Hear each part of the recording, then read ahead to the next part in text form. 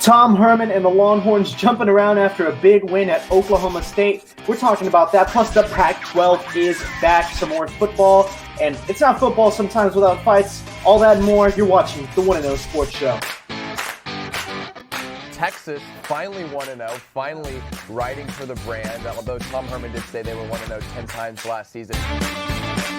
Feinbaum, I'll give him like half a point. Dude, You like okay. Feinbaum way too much. Yeah, all right. I'm like you're the Feinbaum of this show. By the way, that looks Ohio State. Is that an omen? Give me that Longhorn hat. Oh man! Hook him, baby. All right, he's pulling the torso.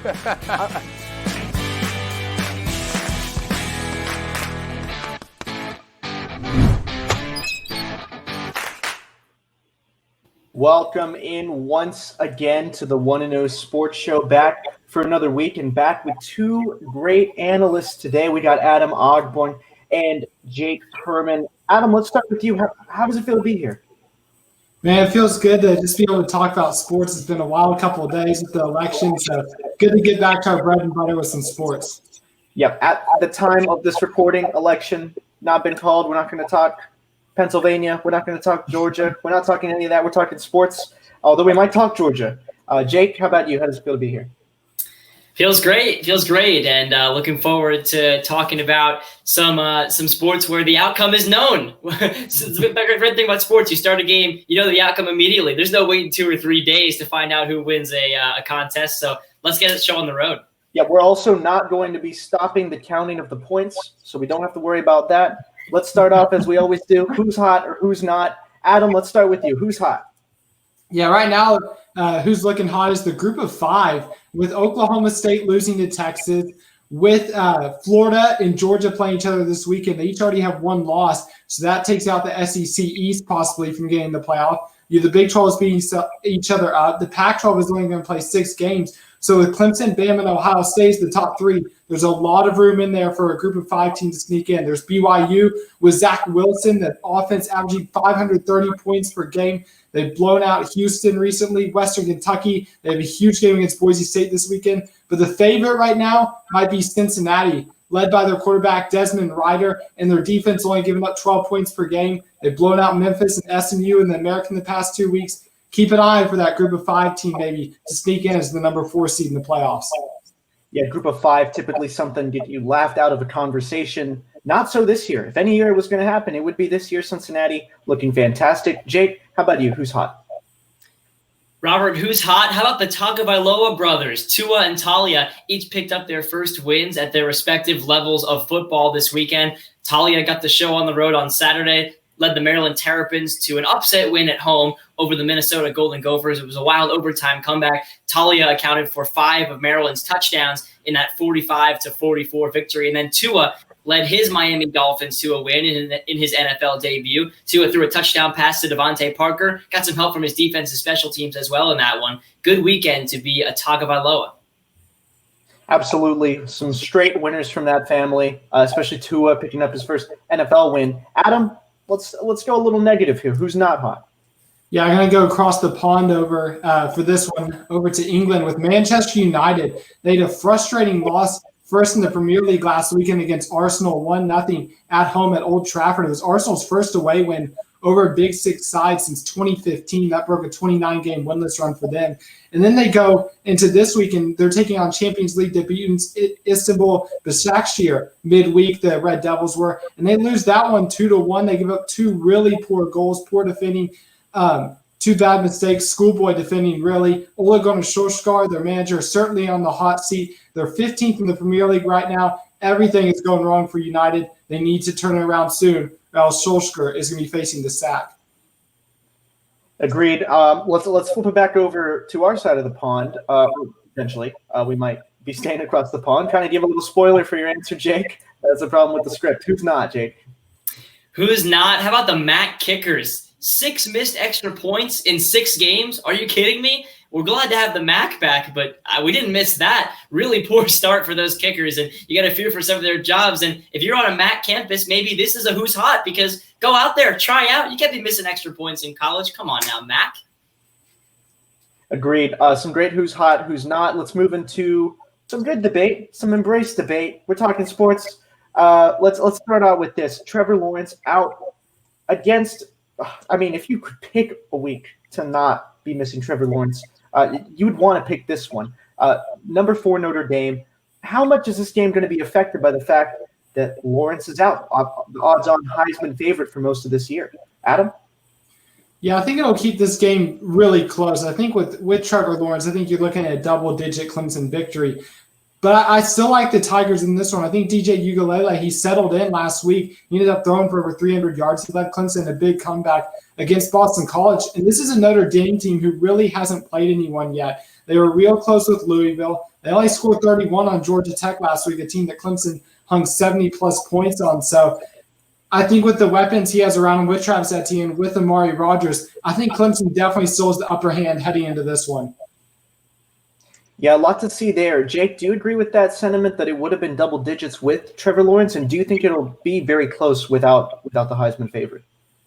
I do agree with Adam's sentiments. I'm not going to embrace a whole lot of debate here. Look, with Trevor Lawrence out, Clemson has shown that they are more than capable of scoring quickly. And no matter how you slice the pie, that's something that they can do with their weapons. And Notre Dame really hasn't proven that they can do. So no matter how many points Notre Dame gets ahead in that home field environment, Clemson will have the ability to come back with those playmakers. And it's just really important, though, that their replacement quarterback, DJ Uiagalelei, gets that confidence that he had in the second half against BC. It's not going to be so easy in a hostile environment in South Bend. All right, let's play some hypotheticals game. Let's play a hypothetical game here. So let's say Clemson should lose this weekend. Up next, they've got Florida State, they have Pittsburgh, they have Virginia Tech. Let's say they win out after they lose this weekend. Are they safe in the college football playoff, Jake? Yes, and here's why. They can avenge if they lose to Notre Dame, they can avenge that loss in the ACC title game. There's no divisions anymore in the ACC in the year of 2020. So Clemson would have a chance to see Notre Dame again in the title game. If they come back and beat them, I don't think there's any way the committee can keep them out if that was their only loss. So one loss is okay, provided they avenge it. So if Notre Dame were to somehow be left out of that championship, might be able to affect that potentially. Don't see that playing out, though. I do agree with you. Adam, how do you feel about that? Yeah, we're not doing great with debate, are we? Because I 100% agree with y'all too. I just don't see a scenario where Clemson gets left out. I think once Trevor Lawrence gets back, they're going to go back to being full steam ahead and blowing out all the other teams in the ACC. This is just a division that doesn't have as deep of competition as we see in like the SEC. I think Clemson would have a chance, like y'all said, to beat Notre Dame in the ACC championship game. I would think they would definitely do that, especially with Trevor Lawrence healthy. I still think they'll win this week, even without him healthy. So, yes, I think Clemson is still on the fast track to the playoff, even if they were to pick up a loss. All right, let's move leagues here, go to the professional realm. The New England Patriots, after losing Tom Brady this year, all eyes were on them. They started out 2-1, dropped their next 4. So going forward, do you think that if the Patriots lose again this weekend, and I do believe they play the Jets, where do they go from here? Adam? Yeah, if they lose again, I think you just kind of blow it up. You give Jarrett Stidham some playing time. You figure out who your quarterback of the future is. Because one thing we saw in the Tom Brady era was it was always Brady's the quarterback, and then there was a rotation of receivers around him. We saw guys like Chris Hogan succeed. There was always Julian Edelman as the staple. But we saw, guys come out of nowhere. And then the running back, too, was always a revolving door. I mean, right now they have Rex Burkhead, Damian Harris, James White. They're always rotating the skill guys around, but they need that quarterback centerpiece. So I think if they lose the Jets, especially with the Ravens, Texans, and Cardinals coming out, their playoff hopes would be dashed. And I think you've got to start planning towards the future and getting this back to where they were under Tom Brady. Yeah, I think it's tough to argue with you if you lose to the 0-8 Jets that it's not time to blow it up. Jake? Yeah, I'm going to go ahead and disagree. I think the Patriots already have some cause for concern. I think they should already be thinking about the future as opposed to trying to accomplish anything in this season in particular. This roster for New England is not a New England Patriots roster that we're used to. And we're seeing the product of A, you lose Tom Brady, you lose Rob Gronkowski, but also B, they just haven't drafted well in recent years. And so the fact that their roster has been depleted by injuries, it's been exacerbated by people opting out. This is not a team that should be trying to compete this year. This is a team that should have their eyes on the near future for a retool, not necessarily a rebuild. Okay, so maybe not blowing it all up entirely, but definitely not a playoff team. I agree with that sentiment. And we're gonna go into the last question of Embrace Debate, talking the NFC East of all divisions. The Eagles beating the Cowboys on Sunday Night Football. Are they the clear favorites now to win the division? Jake. You know, I said I wasn't going to do this, but I'm going to pull out my my magic wall here and say that it's too early to call the NFC East race. If we know anything about the NFC East, it's that it's chaotic, and we have to look at the schedule that's coming up before we say the Eagles are going to hang on to this 1.5 game lead that they have. And I can't say that with confidence unless Washington were to lose to New York this week, because if Washington was to beat New York, they'd only be a half a game behind. And they have a much, much easier schedule in the coming weeks than the Eagles do. The Eagles draw the Saints, the Cardinals, the Seahawks, the Packers in 4 of their next 6 matchups. So I think this might come down to Week 17 when Washington goes to Philly on January the 3rd. You're right. It is too early to call. You have to count the mail-in games. Adam, how about you? Yeah, I'm going to go a little bit Fox News here with Arizona. I'm going to jump ahead. I think this is something that you can call. I like Carson Wentz leading this Philadelphia offense. And when you look at the other teams in the division, Dallas doesn't have a quarterback. They're going for their 4th quarterback now this week. You got the Giants with Daniel Jones, but they don't have their centerpiece in Saquon Barkley, which is really hurting their offense. And then I just don't trust Washington with Kyle Allen or Dwayne Haskins, whoever ends up leading that offense. I think if this Washington team had a legit quarterback with the weapons they have, like Antonio Gibson and Terry McLaurin, I think Washington would be a legitimate competitor. But I just think Philadelphia, with Carson Wentz leading the way, with the depth of skill players that they have, I think a 1.5 games out, I think the Eagles will be able to hold on for this division the rest of the way. All right, some great debate there, gentlemen. When we come back, we're talking Texas football in the aftermath of their Halloween upset win at number 6 Oklahoma State. You don't want to go anywhere. Stick around.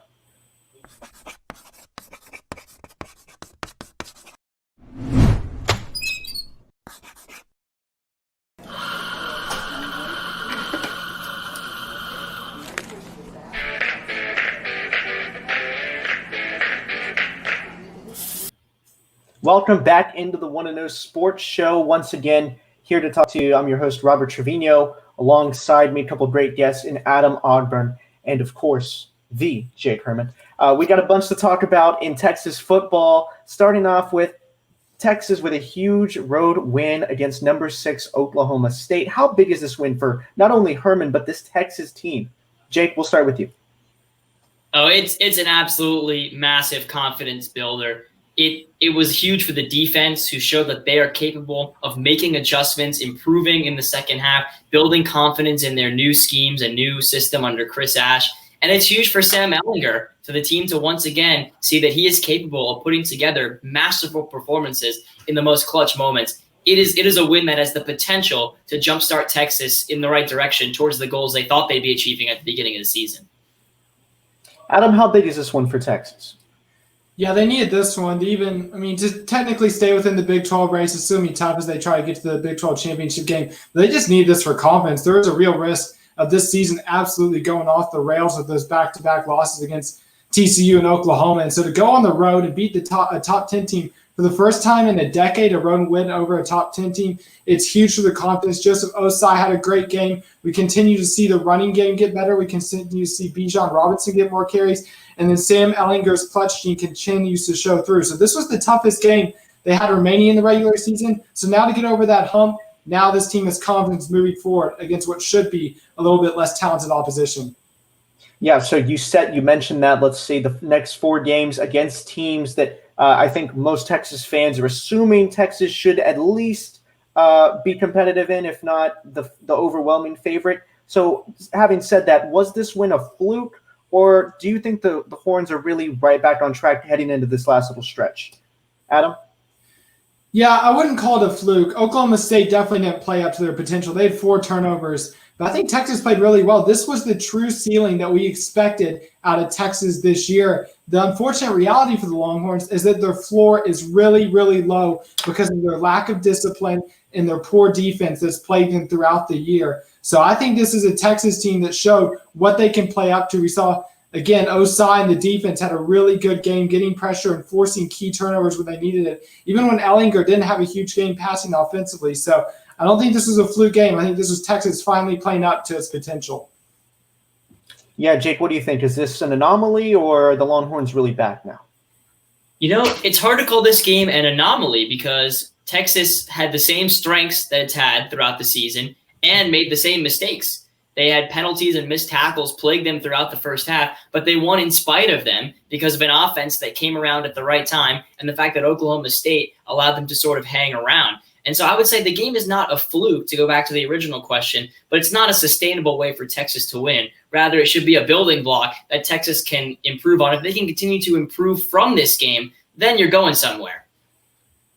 So if you're of the belief, and I think some fans are, that Tom Herman is on the hot seat, at least, or there is a question about his job, what do you think is Herman's path to remaining in Austin next season? Jake?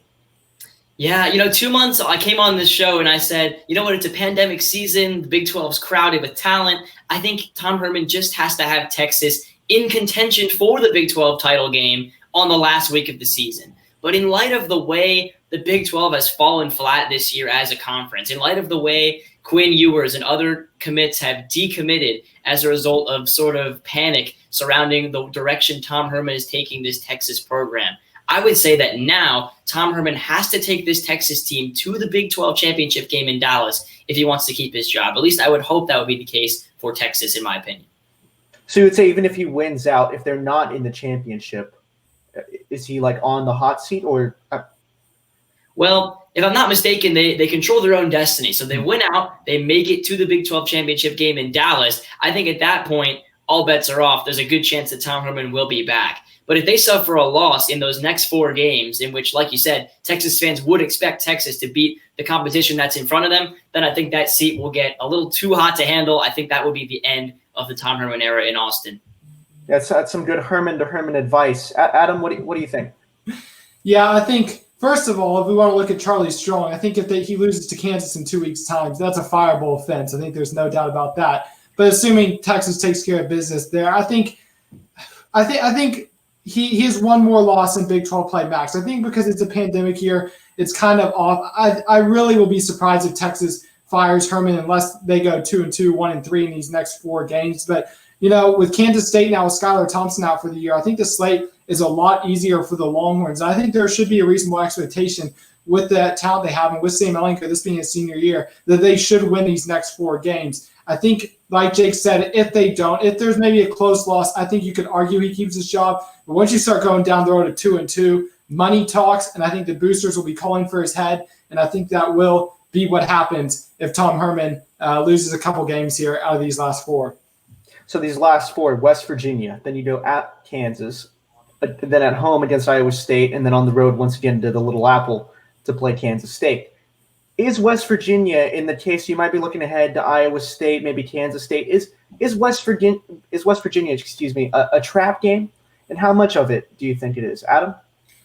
It really shouldn't be, because this is a Texas team that has a bye week next week and then Kansas after. And then if you're looking down, Iowa State's a good team. They might be the best team that Texas plays in the last 4, because Kansas State, Manhattan, that was going to be a tough trip, and now Skylar Thompson's out for the year. But there's no reason that this game should be considered a trap game for Texas. This will be a close game. West Virginia is a very talented team. They blew out Kansas State last week. Jared Dayey had a big game for them, throwing for over 300 yards. Letty Brown had over 100 yards rushing. This is a very talented running back. They picked off Will Howard 3 times, the Mountaineer defense. So this will be a big test for Texas, but there is no excuse for the Longhorns not to be ready. There's nothing for them to look forward to with a bye week in Kansas coming up after this. So this is a team they should be ready to go. Jake, what do you think? Do you think Texas has any excuse to show up maybe a little flat-footed here? Oh, absolutely not. Absolutely not, because this game is not a trap game for Texas, but rather a measuring stick. Here you are facing a West Virginia team with a new coach and a young team coming off of a really big statement win against Kansas State, who came into that game undefeated. And for Texas, it's a matter of, are you a contender for the Big 12 Conference, or are you simply a pretender who was gifted a game by Oklahoma State last week? The way that this game goes and the statement that this Texas team makes will go maybe even further towards writing the story of how this 2020 team will be remembered than last week's game did. So I think this is absolutely not a trap game. It is a vital game for Texas. Yeah, they all feel vital from here. We definitely get the sense of that, at least around campus and around UT. So let's finish off the discussion with a player from Texas that you need to watch in this one if you had to choose one. Jake, we'll start with you. I'll go with Brennan Eagles. He's been the most reliable deep threat in that he's been the most consistent that Sam Ehlinger has been able to find over the top. He's the only Texas receiver to have multiple touchdowns over 40 yards this season. And I think this week against West Virginia, who likes to play an aggressive run defense to shut down K-State like they did last week against Deuce Vaughn, it's important that Texas uses somebody like Brennan Eagles to stretch the field in order to open up that running game that Texas loves to do this season. Absolutely. He's been great. Adam, who do you think Texas fans should look out for this weekend? Yeah, one thing that we've really seen over the past 2 weeks is Bijan Robinson continue to get more and more volume in this offense. He's had at least 12 carries the past 2 weeks and rushed over 50 yards in each game. And furthermore, Keontae Ingram's out hurt this week, and we know Roshan Johnson's been banged up. So I think this is a big chance for this to be the Bijan Robinson breakout game. Look for him to get involved both in the running game and look for him to get involved in the screen game out of the backfield. I think it could be an explosive night for Bijan Robinson against the Mountaineers. Yeah, I think since the moment he announced he was coming here, there's been kind of a huge opportunity for him to step up, or a longing amongst Longhorn fans for him to be the guy. So we'll see if this week that will happen. And remember, you can catch this game Saturday. I believe it's at 11 on ABC. Texas going up against the Mountaineers. When we come back, we're taking the questions from the crowd. You sent us some stuff on Twitter. The analysts, they're going to answer it here. So don't go anywhere, obviously, and stick around.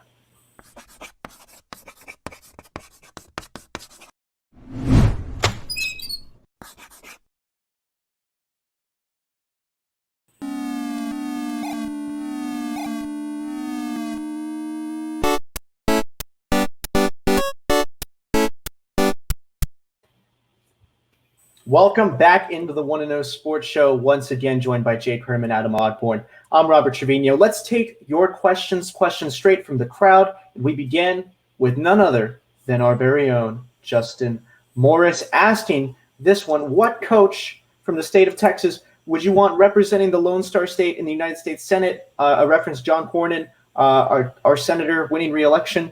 And why, he says, is it Gregg Popovich? Adam, let's start with you. Who would you want? Yeah, I'm actually going to pick someone from right here in Austin. I'm going to go with Shaka Smart. He comes from a mixed race background, so he knows he's really informed on a lot of the issues, a lot of the racial discussions that we've had in our country over the past couple of months. And so just coming from the basketball background, he's worked with the USA national team, so he's worked with guys who come in from all over the country, all over different backgrounds. And as someone young who can bring kind of that experience of working, with college kids and working with a diverse group in front of you, I think he could definitely bring something up to the Senate. Jake, how about you? What candidate are you putting forward for the state of Texas? This is a nerdy answer. Well, I'm from out of state. I'm from Maryland, and so if I'm rooting for a Texas senator to come in, I'm rooting for Bill O'Brien. Why? I want some of the best qualities of Texas to get traded over to my home state for little to no price at all. I mean, maybe we could even get some of the most iconic landmarks of Texas for maybe just some future cash considerations. If I'm out of state, I'm looking for Bill O'Brien to manage that Texas set of assets. Yeah, I think a trade for the Alamo might already be in the works from day one, should Bill O'Brien take over in the U.S. Senate. Interesting also to note, Tommy Tuberville, former coach of Texas Tech, elected to the United States Senate in Alabama. So you never know nowadays who's going to be elected. So next question, we're going to JK_astronomy. Shout out to John Kelly. He's in the booth right now. His question is, what has to go right for Texas volleyball against Baylor? They're playing right now. Not looking great for Texas, and they will play again tomorrow, but we don't know the final at the time of this recording. Jake, we'll start with you. Yeah, well, number one, not to state the obvious, you got to start better. They've dropped the first two sets of tonight's game, which is in action right now, but the other thing I would say is just mental toughness. Sometimes these games against Baylor for Texas volleyball seem to just come down to a razor's edge, and it's just a couple of little points that can spring one team onto a journey of momentum. But with not as many fans making an impact on the game, it's going to come down to who's in that huddle to have the mental toughness to overcome adversity and keep momentum on your side when you need it the most. Yeah, for sure. Adam, what do you think? Yeah, I think one of Texas' big thing, they need their experienced players to step up, because this is a team that has a lot of talent. Obviously, is the number one team, but Breon Butler, Logan Eagleson, Molly Phillips, Skylar Fields. So they have a bunch of talent. I think Jake nailed other 2 points on the head. They got to start quick. They haven't dropped a set, though, in the past 3 games. So we saw them back against Kansas State. They're in a 2-1 hold there heading to the 4th set. And against a number 3 Baylor team, you can't be in a deep hole like that with your back against the wall and expect to win 2 or 3 straight sets. But when you do go down, when you do drop a set like they have tonight, they need to show, like Jake said, that mental toughness and resiliency, because this is going to be the toughest test they face in Big 12 play all year. Absolutely. And getting into it, I think we've been making some veiled references, but we're getting right into a little bit of an election-related question. This one comes to us courtesy of the Thomas Fitch, also in the booth right now. So election night, we're on our 3rd night as of this taping. Still, neither presidential candidate has won. The House and Senate nearly finished. So what is the sports equivalent of watching election night coverage? Is it the Super Bowl, March Madness? Is it even comparable at all? Adam, let's start with you. I think most years you got the Super Bowl, right? Because all of America comes together one night. You're watching together with family and friends. You're probably having, dinner together. But this year it's felt like college football bowl season. Every time you turn on the TV, there's something about the election on. It's just like when you get right into the heart of New Year's and New Year's Six Bowls. It's every time from about 11 a.m. to 11 p.m. you turn on the TV and there's college football bowl games going on. So normally it's the Super Bowl. This year it's been turned into the college football bowl season. Jake, how about you? What are you liking in this too? I like that, Adam. I think this year especially, bowl season's a nice comparison because it just keeps going on and on. However, normally I would say it's more like the Red Zone channel on your favorite Sunday of watching the NFL, whip around coverage, showing you what's most important, where you need to see it. Drop that remote. I need somebody to just take me to the magic wall and show me what's happening and why. Just the commercial-free nature of the nonstop coverage, I think, makes it Red Zone channel. Yeah, I'd say more of, I'm thinking the Tour de France, where a lot of moving parts. I need someone to come in and really tell me what it means, and somebody somehow wins at the end. So I'm taking Tour de France on this one. So our next question comes to us from our very own legend of the game, Steve Helwick. So he's talking Maction. We talked Maction earlier today. We're back at it. After Maction returns Wednesday, who do you think wins said conference? And then also the Pac-12 is back. Are you taking Oregon or the field to win it? We'll go ahead and take the first question first, and then we'll hit the second question. So who do you got winning the Maction? Jake, we'll start with you.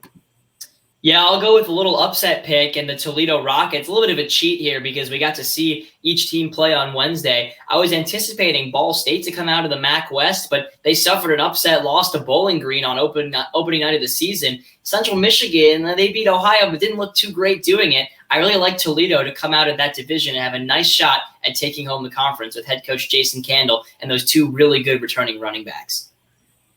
Yeah, Adam, who do you like in the MAC? Yeah, Jay, talking about talented running backs, I'm going to go to New York and take the Buffalo Bulls in this one. Jarrett Patterson, he's arguably probably the best player in the MAC. They said he's an All-American candidate as well. He had 137 yards, 2 touchdowns last night. And Buffalo knocked off a Northern Illinois team that historically they were 1-12 against. They beat them by 19 last night. So keep an eye on those Bulls. They're looking for their second MAC title or MAC East title. They won the MAC East back in 2018.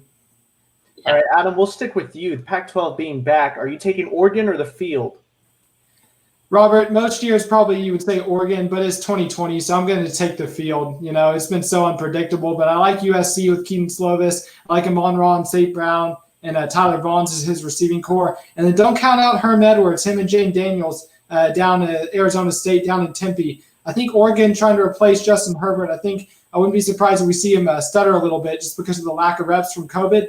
So maybe USC, Arizona State gets in there and steals it. You're right. Arizona State did look very good, made some great strides last season. Jake? First of all, just to clarify, I was talking about the Miami-Ohio game in the last one. Still a surprising loss nonetheless for Ball State. But in terms of the Pac-12 question, I'm going to take the Ducks. The storyline for the Ducks this season, for some reason, the narrative is that everybody opted out. They lost Herbert. They're not going to have the talent to repeat. But everybody in the Pac-12 has been affected by opt-outs. And I think Oregon just has the most talented roster left and the most established coach in Mario Cristobal. Give me the Ducks to repeat. All right, and that's it from the crowd questions. When we come back, we're going to run you through what's been trending over the past week in sports, and we're going to give you, as we do every week, our college football playoff predictions as of this week. Stick around. You won't want to go anywhere.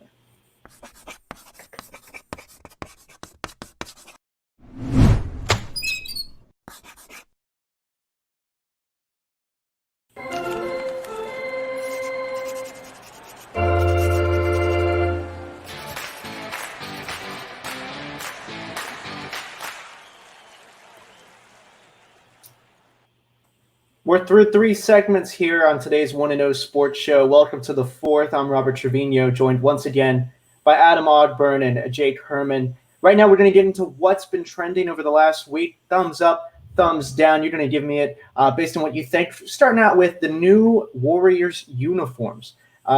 So the Warriors back in Oakland, very Oakland proud. Adam, what's your take on these? Thumbs up or thumbs down?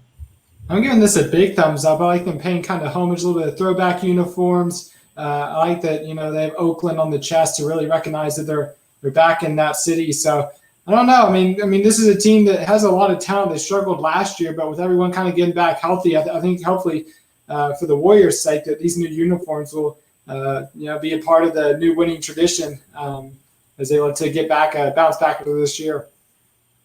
Jake, what do you think of the new uniforms?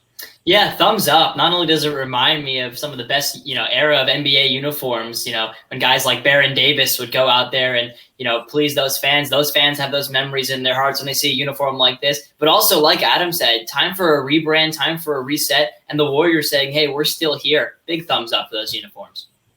All right, well, this next one, this one's pretty much a thumbs down, I guess, from an assault perspective. We're seeing some of Florida from Missouri, a very late hit there, starting a huge fight. And then you had elsewhere, of course, I think Javon Wims threw a punch. I think we'll get to that here in a second. But just to talk about it, Jake, what are your thoughts on these fights that we've been seeing?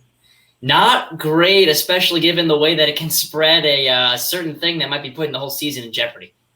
Yeah, exactly. When you're talking about punching somebody's helmet, I mean, not exactly a logical move there. Adam, what do you think? Yeah, I'm just still surprised by Javon Wims' audacity, not only to grab the mouthpiece, but then to throw the punches. Normally, you go back to Keith Talib and Michael Crabtree a couple of years ago. One of them grabbed the chain. That's what started the fight. But Wims goes in for the mouthpiece and the punches. But, it's just inexcusable. You got to have more discipline, especially Wims. He's an NFL player. And the Florida-Missouri hit is just a cheap shot. There's no place for those in football. And like Jake said, especially with COVID, not helping out the social distancing there. Yeah, when the whole team clears, I think COVID regulations go out the window on that one. This one coming up, though, I think a definite thumbs up. Rutgers football, not usually something we say thumbs up to, but they had this weird, wild lateral play. Let's take you through it here, and as we do, Jake, what are your thoughts on this absolutely bonkers play for Rutgers? Well, first of all, absolutely love the desperation and also the accuracy on some of these laterals. People forget when you throw a lateral, you just throw it up, you give your teammate a chance, and that's exactly what you see here from the Rutgers Scarlet Knights. It's like they've practiced this a million times. Adam, what are your thoughts on? I mean, this is insane. Yeah, first off, thumbs down for the referees because they did call this back. They said there was a pass in there somewhere. So I think when you have a touchdown like that, it just has to stand. And then thumbs up, the best lateral was number 71, the offensive lineman with the double hands behind his head, just throwing it up in desperation. So I'm impressed they pulled that off. Yeah, and I think, when you're down 16 at that point, you kind of want to just let it stand. And in my mind, it will stand because we always have the highlight. So it was close enough, I guess. All right, this next one, Dabo Swinney, coach of the Clemson Tigers. He's getting a little spooked. We'll let you watch this one.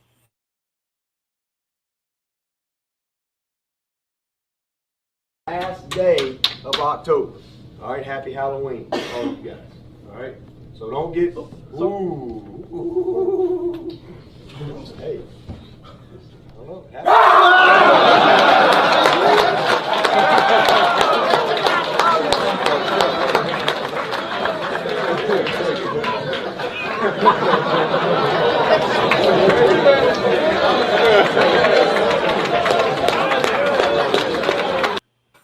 We're getting a nice replay on that. So scaring the wits out of your coach. What are your thoughts on that, Adam?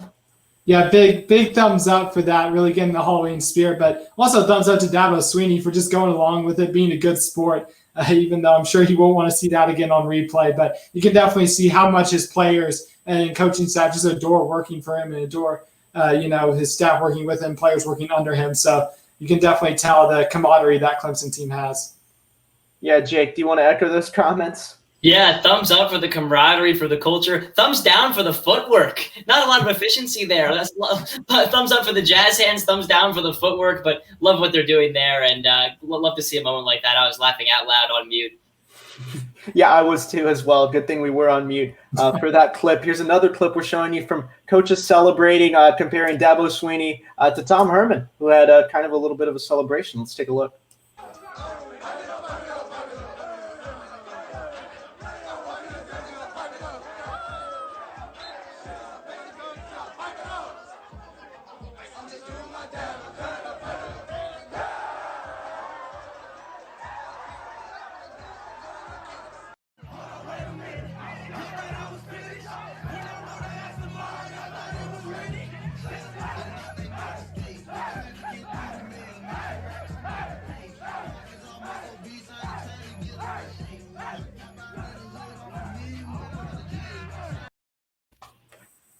All right, who wins? Who wins that one? Because I'm calling it a thumbs up. I'm going to do the moderator here. I'm going to say that's a thumbs up. Who wins that?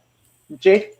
I'll take Texas on that one because the players are involved. You know, Clemson over there look like a little bit more of a show and tell from Coach Dabo. Meanwhile, the Longhorns, they're the ones that are a little bit rowdier than their own coach, Herman. And that's what you love to see, the spirits of the players in the locker room picking up the coach, not necessarily always the other way around, because so often that's the coach's job to have to pick his players up. What a nice moment for Texas. Adam, who do you got? I've got to go against the Longhorns on this one. I feel like Tom Herman's just kind of flailing about there. I like the choreography of Dabo Sweeney. He's got the nice groove with his players. But you know what, Robert and Jake? No one will ever live up to the GOAT, Mac Brown, dancing after UNC's win last year. That's an undeniable. That's you were totally correct in that one. I'm taking Herman here just because of the Meek Mill, and then they pick him up like he's a horizontal. I think that's an auto win. That's an auto dub. In the visiting locker room, too. It's tight in there. That's true. That is true. Visiting locker room adds a little bit of that element. So let's keep picking here, and we're going to do some college football playoff picks. Your top 4 teams that you think are going to make it as of right now. Adam, we're going to start with you. Who do you got in your top 4? Yeah, I've got Clemson still at number 1. I think they'll survive this weekend, and then once Trevor Lawrence comes back, they'll steamroll the ACC. Ohio State's looked impressive. They beat Penn State by double digits. I expect them to roll through their Big Ten slate. Alabama, I have them at number 3. I think they have more of a chance of slipping up maybe in the SEC championship game than Ohio State would. And then I've got Cincinnati sneaking in at number 4. The Big 12 is kind of imploding on itself. They're all beating each other. I don't think a Pac-12 champ gets in even at 6-0. I think if Cincy continues to dominate in the American, they could slip in there as the number 4 seed. Yeah, great picks there. Jake, who do you have in the top 4? We're not embracing debate at all. We've got the same exact 4 teams, just a little bit of a different configuration. I've got Alabama as the number 1 seed right now. I think they're going to make it through that SEC schedule as the champion and place themselves at number 1 based on the strength of that conference. Ohio State, too, I don't think there's much of a challenger for them in the Big Ten. However, I think that given their schedule, they're going to have enough challenges. They're going to build enough strong resume points to get a win. And then I have Clemson, 1-loss Clemson, coming in at number 3, whether that loss comes in the first time they face Notre Dame, maybe the second time. I don't think that'll be enough to keep them out. And then Cincinnati coming in at number 4, getting the nod over a Pac-12 team that wins a 6-game championship season. Even though I picked Oregon to repeat the Pac-12, I didn't say they'd come out unscathed. Cincinnati gets the nod with their solid record out of the group of 5. Okay, so the same 4 teams in a little bit of a different order. I'm going to shake it up a little bit here. I'm going number 1, Alabama, number 2, Clemson. And for the first time, I'm going to leave Ohio State out. I think Wisconsin is going to run the table. I see Wisconsin as number 4, and I'm going to take Georgia at number 3. I think the SEC is able to sneak in 2 teams here. I'm really going off the wall on this one, looking at the AP poll, but I do think Wisconsin, despite the fact they lost that game against Nebraska, I don't think the committee would really think they'd lose to Nebraska. They still can run the table. In my opinion, I think you'll see Wisconsin at number 4, Georgia at number 3. So when we come back, we're going to run you through the picks, the moments you've all been waiting for. We're going to be picking college football, NFL, all of it. So be sure to stick around.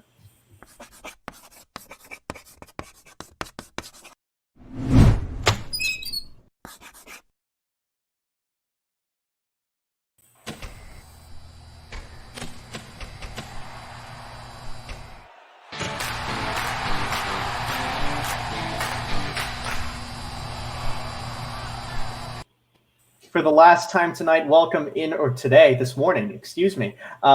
Welcome in to the One and No Sports Show. I'm your host, Robert Trevino, joined for the last time this morning by Adam Ogburn and Jake Herman.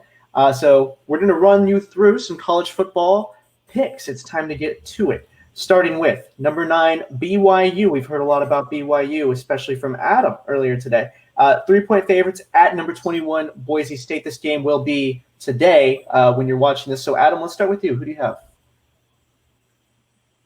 Oh, man, this is such a tough game for BYU to go up to the blue turf of Boise. But the thing that BYU does have is a 5-game advantage over the Broncos. The Mountain West started much later than BYU did.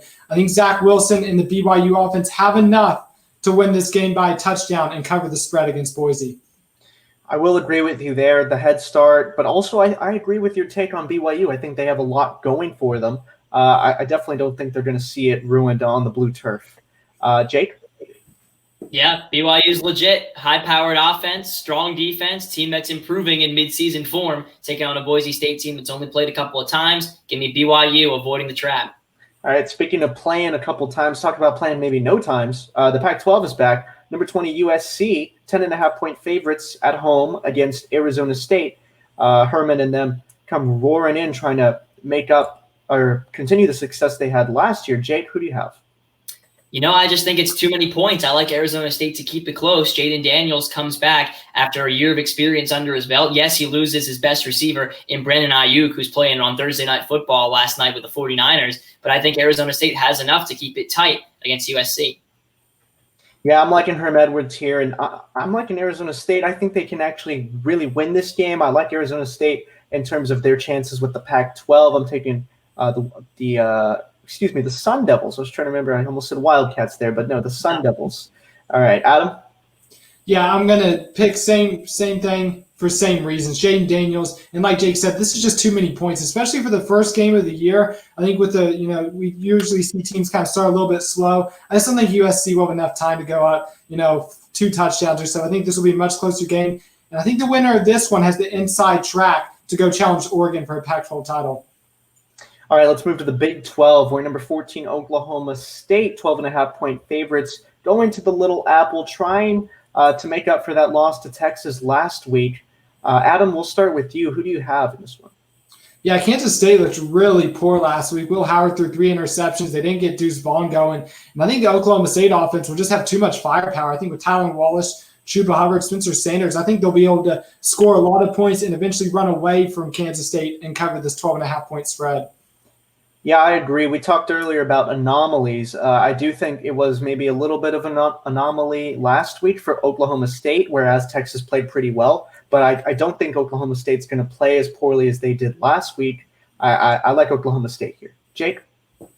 Yeah, Kansas State really, really laid an egg against West Virginia. And Will Howard, their freshman quarterback, was really inexperienced, and that showed. But I think the line might have overreacted a little bit to that game. I think this is a closer game than 12.5, and I think Kansas State has enough to cover with the kind of special teams and defense that they're known for, especially playing in front of that home crowd in Manhattan. Well, that's a good pick, Jake. I'm only going to say that because that was the first one we all didn't agree on. So as we move on to the next one, we get a little bit of parity or the lack of it. So number 7, Texas A&M, 10-point favorites. They're at South Carolina. Jake, who do you have here? I like the Aggies here. I think Kellen Mond and company will be able to run away from South Carolina. There's some worrying signs out of that South Carolina defense. They came out of the gate strong, but haven't been able to keep up recently since that Auburn game. Yeah, I'm going to agree with you here. I like A&M's trajectory as much as it pains me to say it. But I don't like A&M. I'm going to pick South Carolina here. I'm going to hope. And, maybe let's manifest this. I don't believe in manifesting, but been trying to manifest a little bit more often. So South Carolina here I'm picking. Adam? Good pick, Robert. Good pick. I like Kevin Harris, the South Carolina running back. He has over 500 rushing yards and 8 touchdowns on the year. A&M gave up over 200 rushing yards to Arkansas. I think on a Saturday night in South Carolina, we saw South Carolina beat Auburn here. They held Tennessee to within 4 points. I like South Carolina to keep this game single digits. A&M to win, but they don't cover. All right, that's our picks there. Let's go to the Pac-12, where we were talking Oregon or the rest of the field. Oregon, number 12, with an 11-point. They're favored by 11 points against Stanford. Adam, who do you got here? I like the Ducks at home. 11 points. It is a little bit big for the first game of the year, but I think Oregon can eventually run away from this Stanford. They have a really talented running back in C.J. Verdell. Defensively, they have 3 players who are named first-team All-Pac-12. I think Oregon pulls away and wins this one and covers against the Cardinals. Yeah, I agree with you here. I think this Oregon team is just a little bit too talented to not defeat Stanford by a couple of possessions at least, especially being such favorites, and they have so much talent up front. I think they really want to send a message in their first game early, especially when you start your game with conference play. Jake, how do you feel? Yeah, no matter what David Shaw has up his sleeve here, he doesn't have experience, and Oregon has great experience on defense returning. Adam, as you mentioned, because they're trying to make a statement, because the season's only 6 games long for some of these Pac-12 teams, I think Oregon tries to run this thing up, and they'll cover. All right, let's move into the Big Ten, where number 23, Michigan, 3.5-point favorites at undefeated Indiana, who's ranked number 13 in the nation. So, Jake, who do you got here?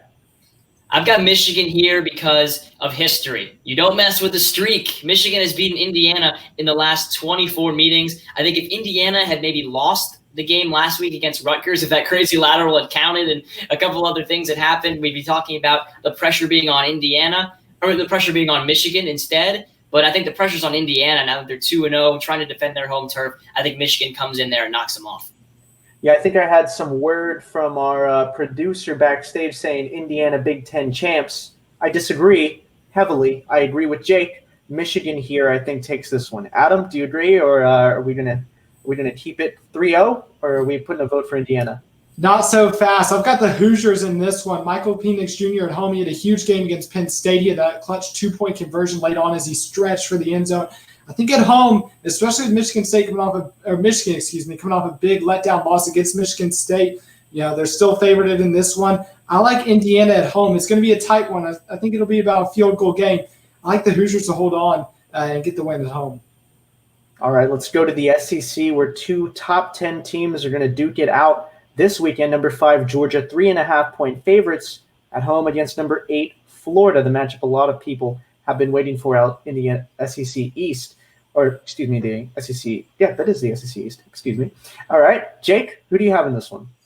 Little upset special here. I've got the Gators at home, or rather in Jacksonville, winning that matchup against the Georgia Bulldogs. I think they have experience at the quarterback position in Kyle Trask, and that makes a difference against Stetson Bennett and his Georgia Bulldogs. This is going to be a fantastic ball game.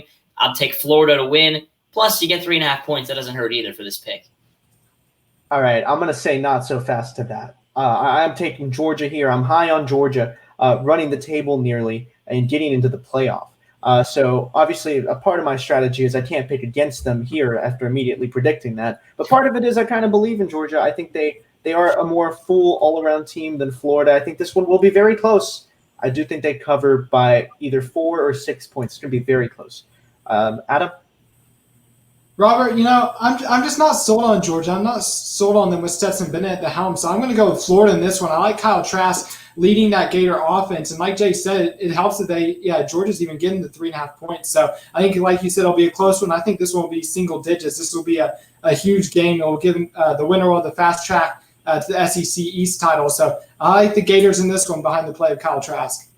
All right, now we go from the SEC in a top 10 game to the ACC in a top 5 game. This one's got a kink in it, though. Trevor Lawrence not playing number 1 Clemson. They are still 5.5-point favorites, though, over the Fighting Irish. Adam, who do you got? Yeah, we saw Clemson come back from a big deficit. They had a couple weird plays, a big fumble recovery by Boston College that helped the Eagles get up to a big lead. But we saw Clemson fight back. I like what I saw of DJ Uiagalelei, and with Travis Etienne and Amari Rodgers as his weapons, I think Clemson can still cover, especially because Notre Dame has a tendency not to perform well in big games like this one. Yeah, you are right. I do like what I'm seeing out of Uiagalelei. And I think that Clemson has too much talent. You look at Etienne. I mean, they're just going to be able to run all over. It will be close. It will be close without Trevor Lawrence. But I do think they find a way to run up the score. I think they win by about 14. They're just that good. Jake? I've wanted to say not so fast for 2 episodes now, but unfortunately the only thing that's not so fast is the Notre Dame offense. They can't score quickly. They're not as explosive as this Clemson team, and for that reason, I think even though Trevor Lawrence is out, the Tigers will win and cover in South Bend. All right, now we go to our game, the final college football game we're picking this week. Number 22, Texas, trying to come off of that momentum from beating Oklahoma State. They almost dropped a wee bomb there. 6.5-point favorites against West Virginia. So, Jake, we'll start with you. Who do you have? I think Texas will avoid we said it wasn't a trap game. They will not fall into any kind of a trap here. They will make a statement win, I believe, against this West Virginia team. And the reason why is that Jared Dagey is a young quarterback who was able to exploit a K-State secondary last week because they were able to run the ball right down K-State's throat. Texas is not going to let them do that. They're going to force West Virginia to become one-dimensional, and I think be able to shut down that Mountaineer offense. Give me Texas by a touchdown.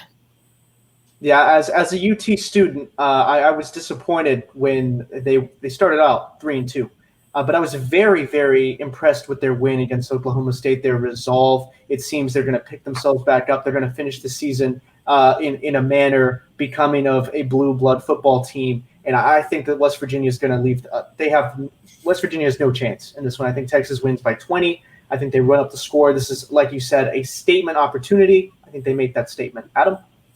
Yeah, Robert, obviously you haven't been watching Texas football long enough. You think they're going to run up the score in this one. You know they always make things way too close. But I do agree with y'all. I think that win over Oklahoma State is a turning point. And I like Texas in this one as well to cover. I like Sam Ehlinger and that offense continue to keep going. If we can continue to see Bijan Robinson get more involved, I think this will be an explosive two-dimensional offense that will be able to outscore and run away from West Virginia as the game goes on. But expect it to be close for a while, I think.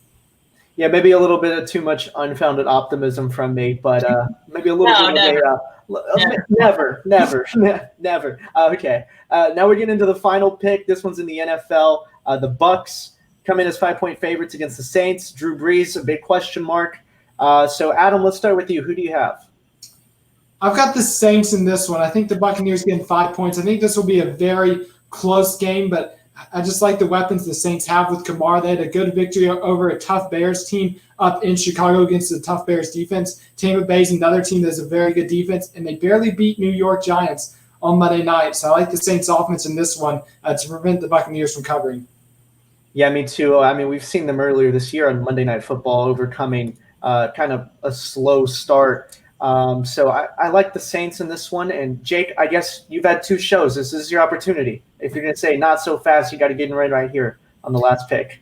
There it is, not so fast. I like the Tampa Bay Buccaneers in this one. I think the Saints are really not the team they were last season to this point. Not saying they can't get there, but with Alvin Kamara now a little bit banged up, he's limited in practice. Drew Brees is limited in practice. Michael Thomas still is only suited up for 1/4 of the 2020 season. Meanwhile, the Buccaneers are only getting healthier. Tom Brady improving his rapport with guys like Mike Evans, guys like Rob Gronkowski that he's had both new and old. Chris Godwin expected to be back in the lineup this week for Tampa Bay. I like the Bucs by a touchdown.